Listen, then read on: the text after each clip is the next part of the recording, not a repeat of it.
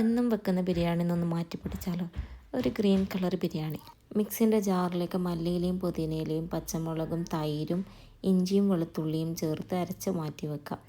ക്ലീനാക്കിയ ചിക്കനിലേക്ക് ഈ പേസ്റ്റ് ഇട്ട് നല്ല രീതിയിലൊന്ന് മാരിനേറ്റ് ചെയ്ത് മാറ്റി വെക്കുക. അതിലേക്ക് ഉപ്പും കുറച്ച് വിനാഗിരിയും കൂടി ചേർക്കണം. ഇനി അതേ മിക്സിൻ്റെ ജാറിലേക്ക് മല്ലിയിലയും പുതിനയിലയും കുറച്ച് വെള്ളവും ചേർത്ത് ചട്നി അരക്കുന്ന രൂപത്തിലൊന്ന് അരച്ച് വെക്കുക. നേരത്തെ മാരിനേറ്റ് ചെയ്ത് വെച്ച ചിക്കന് ഫ്രൈ ചെയ്യാൻ വേണ്ടിയിട്ട് ഗീയും ഓയിലും ചേർത്ത് ചിക്കൻ നല്ല രീതിയിൽ ഷാലോ ഫ്രൈ ചെയ്ത് മാറ്റി വെക്കും. ഇതേ ഓയിലിൽ തന്നെയാണ് മസാല റെഡിയാക്കുന്നത്.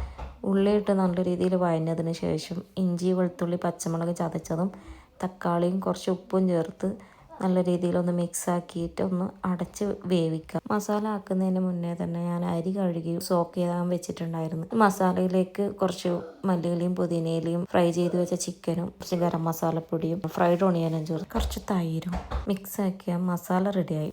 ഗീ റൈസ് ആക്കാൻ വേണ്ടിയിട്ട് ഒരു പാത്രത്തിലേക്ക് കുറച്ച് ഓയിലും ഗീയും മിക്സാക്കി പട്ട ഗ്രാമ്പൂ ഏലക്കായ ഇതൊക്കെ ഒന്ന് പൊട്ടിച്ച് നേരത്തെ ചട്നി പോലെ ആക്കി വെച്ച ഒരു ചൂട്ട് നല്ല രീതിയിലൊന്ന് അതിൻ്റെ പച്ചമണം മാറുന്നവരൊന്ന് ഇളക്കി കൊടുക്കാം. ആവശ്യത്തിന് ഉപ്പും അരിക്ക് എടുത്തതിന് കണക്കായിട്ടുള്ള തിളച്ച വെള്ളം ചേർത്ത് കഴുകി വെച്ച അരിയിട്ട് നല്ല രീതിയിലൊന്ന് വേവിച്ചു.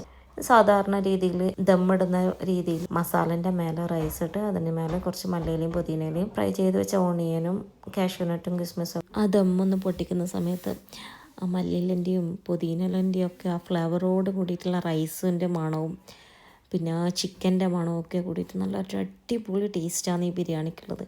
ഒന്ന് ട്രൈ ചെയ്ത് നോക്കിയിട്ട് ഒന്ന് കമൻറ്റ് ബോക്സിൽ അറിയിക്കണം.